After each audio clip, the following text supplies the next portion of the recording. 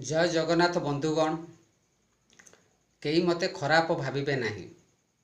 मु आपण मानको अनुरोध करुछि ये विराट निर्वाचनी पर्व रे सारा भारत वर्ष रे वर्तमान निर्वाचन रे एक माहौल से निर्वाचनी परिप्रेक्षी रे मोर कहबार उद्देश्य होउछि कोन आम ओडिसा रे कई नेता नाहंती, कौन आम ओडिशार कई नेतृत्व नबार गोटे प्रकार योग्यता नहीं, कम आम ओडिशार गोटे स्वाभिमान बोली किसी गोटे नहीं।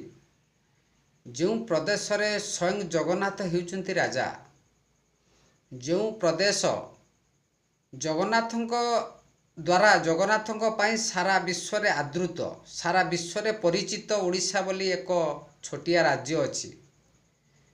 से राज्य रे कौन नेतृत्व नबार क्या पाखर योग्यता नहीं कहीं कौन पाई दिन को 3 जन 4 जन केंद्र मंत्री प्रचार करने को ओडिशा को आसुचंती कौन पाई? कौन 24 वर्ष शासन मध्य आपण माने कौन शांति नुहंती? कौन 24 वर्ष शासन मध्य आपणकर मौलिक अधिकार मौलिक समस्या कौन समाधान होई नहीं ना? कौन 24 वर्ष शासन मध्य आपणकर कौन गोटे विश्वास भाजन होई नहीं जे ये मुख्यमंत्री खुद आमर? कौन पाई दिन को 3 जन 4 जन केंद्र मंत्री घना घन गस्त करुचंती ओडिशा, प्रचार करुचंती, नवीन पट्टनायक विरुद्ध रे कुठारघात करुचंती, ताकू गोटे प्रकार एक्सपोज करुचंती कौन पाई? कौन आम पाखर सामर्थ्य नहीं?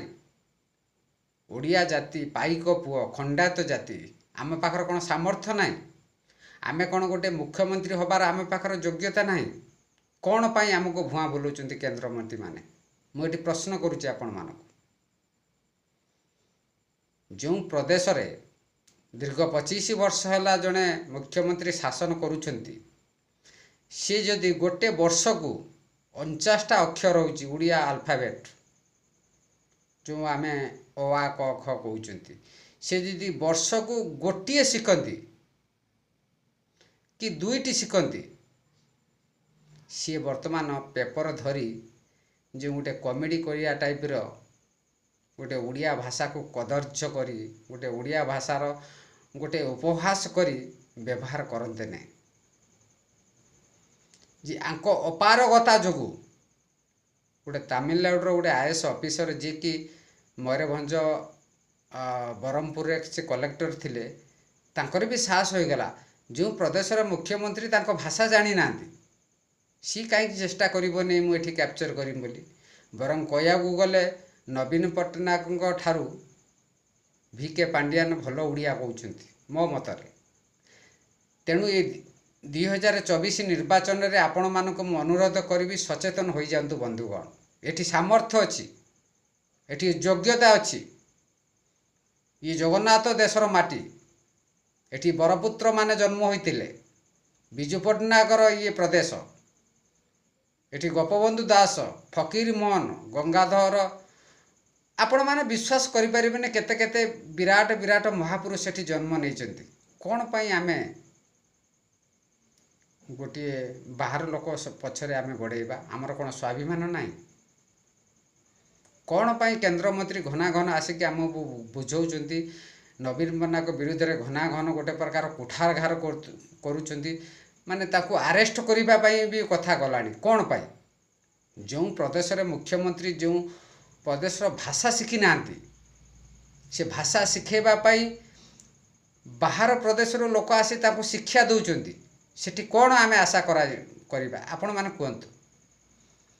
मु विशेष किछि कहू नै, मु ठीक कहूची। आपण माने एठी भल कमेंट दियंतु, खराब कमेंट दियंतु, सेथिरे मोर किछि परवा नाही, किंतु मु सठिक कथा कहूची।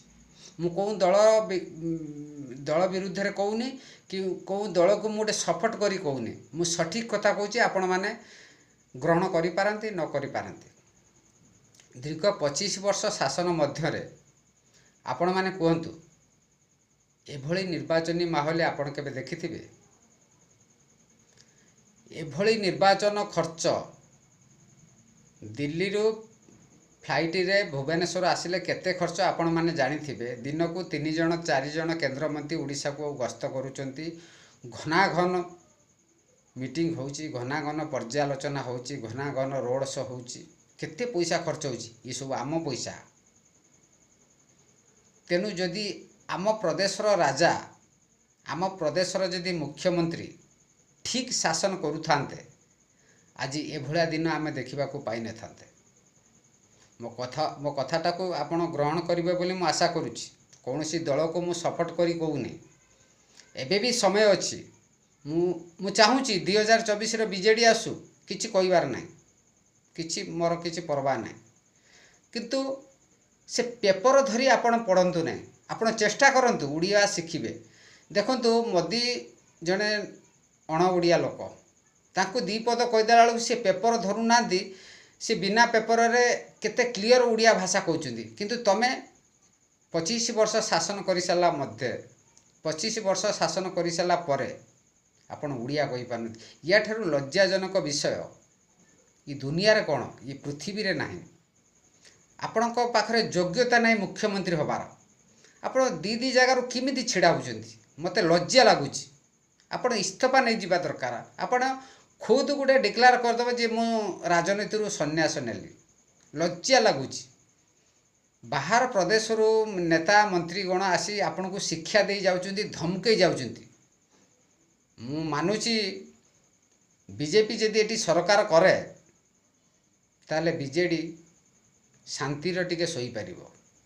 ଆଉ ଯଦି ବିଜେଡ଼ି ଏଠି ସରକାର କରୁଛି, ହଳ ହଳ ଗଣ୍ଡା ଗଣ୍ଡା ମନ୍ତ୍ରୀ ଜେଲ୍ ଯିବେ। ଏଇଟା ହିଁ ନିରାଟ ସତ୍ୟ। ଜୟ ଜଗନ୍ନାଥ।